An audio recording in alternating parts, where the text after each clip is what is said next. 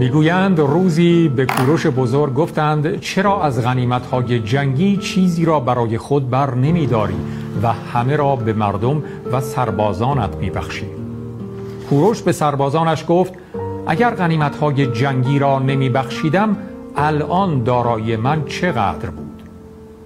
لشکریان کوروش هر کدام عددی را با معیار آن زمان گفتند. کوروش یکی از سربازانش را صدا زد و گفت برو به مردم بگو پادشاه شما کوروش برای امری به مقداری پول و طلا نیاز دارد.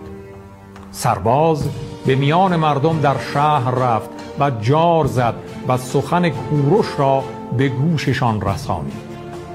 مردم هرچه در توان داشتند برای کوروش فرستادند.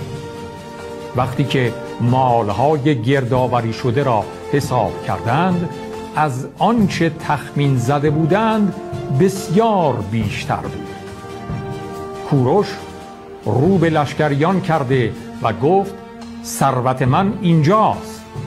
اگر آنها را پیش خود نگه می داشتم همیشه باید نگران آنها می بودم. زمانی که ثروت در اختیار توست و مردم از آن بی بهره اند مثل این میماند که تو نگهبان پولهایی که مبادا کسی آن را ببرد. اگر سهمی برای خود بردارم دیگر شاه نخواهم بود بلکه ثروتمندی مانند دیگران میشوم.